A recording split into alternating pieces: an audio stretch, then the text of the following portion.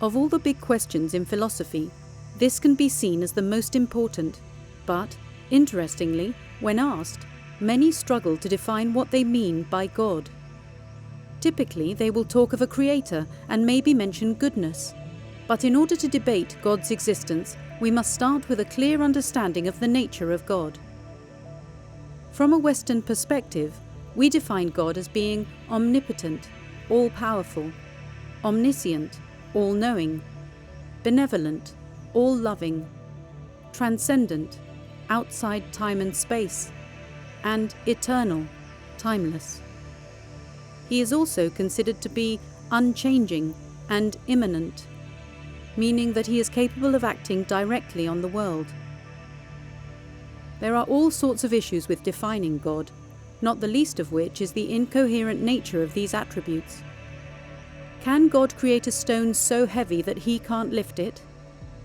Can an all-knowing God know what you will do next, in which case you have no free will?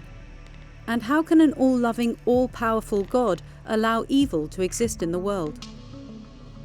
However, let's put these problems to the side for now and focus purely on the three most famous arguments for God's existence: the ontological argument, the teleological argument, and the cosmological argument. Perhaps the most famous proof of God's existence was put forward by St. Anselm of Canterbury around year 1100 when he presented the ontological argument. This is an attempt to use reason and not experience to prove God exists, and as such, it is an a priori attempt to establish his existence through reason. The argument is clever. There is no greater being than God, and it is greater to exist than to not exist. Therefore, by definition, God must exist. If God didn't exist, then he wouldn't be the greatest conceivable being. But he is, and therefore he must exist. Clever as it may be, this argument has some fundamental problems. Firstly, as the monk Gaunillo of Marmoutier pointed out, we can use this structure to define anything into existence: the greatest island, the greatest conceivable boyfriend.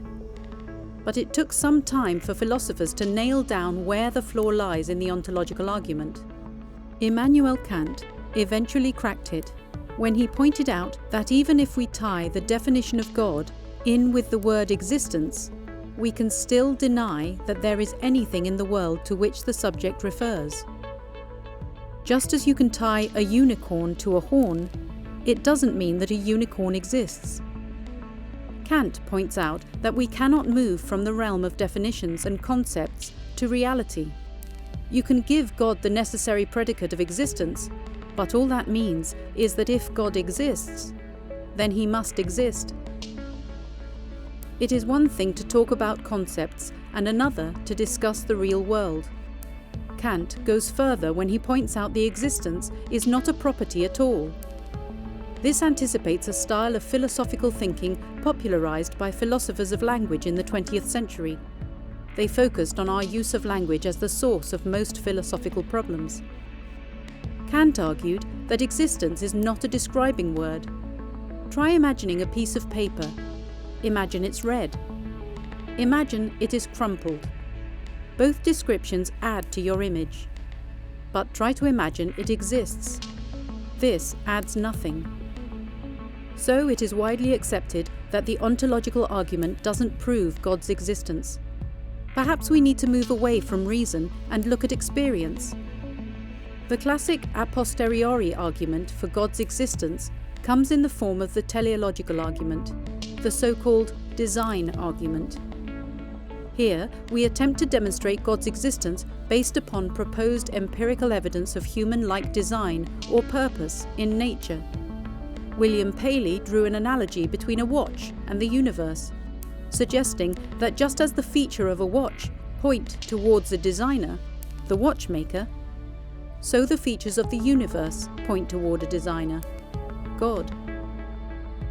This analogy may help to illustrate the nature of the argument, but, as David Hume points out, the universe is nothing like a watch, and even if we accept that like effects have like causes, we don't necessarily arrive at an all-loving God. A good watch can be designed by a bad watchmaker. Michael Behe presented a modern version of the design argument. Instead of trying to draw an analogy, he looks for the best explanation and argues that certain features of the world are so complex that they cannot be explained unless we posit an intelligent designer. This version, taught in some US universities as an alternative to evolution, is supposed to respond to Charles Darwin, but ironically, Darwin dealt with this issue in his own writings. Even something as complex as an eye can evolve, not through sudden jumps, but through many small mutations. It should be pointed out that no academic journal has ever published on intelligent design. It is not science.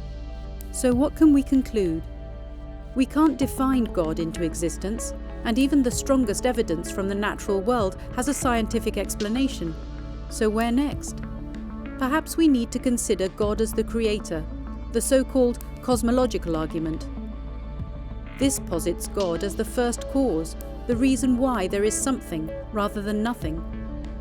Something had to knock over the first domino in the chain of cause and effect, and believers are apt to posit God. The problem here is very straightforward. Who created the Creator? Why should we stop at God? So can we prove God exists? He is supernatural and beyond experience. Those that claim to have personal experience of him can justify their belief based upon this experience. But, as Hume pointed out, the rest of us have to ask which is more likely, that the witness was mistaken, or that the laws of nature have been broken. In the absence of a personal experience, and with no concrete evidence for God's existence available in the natural world, we are left with a choice. We can use logic and reason to conclude that knowledge of God is unattainable in this life, or we can look to the beauty of nature, the order of the universe, and the seeming improbability of our existence, and make a leap of faith. Each must make their own choice, but most would agree that the freedom to make that choice marks out a tolerant society. The human need for an explanation for it all leads some to posit a divine creator, whilst others look for scientific explanations. For some philosophers, belief in God represents a suicide of reason, but for many others it is merely one interpretation, one way of seeing the world around us. Perhaps we will only know when this life comes to an end, so-called eschatological verification. In the meantime, we can but live our lives to the full and accept that each must decide for themselves how they wish to interpret reality.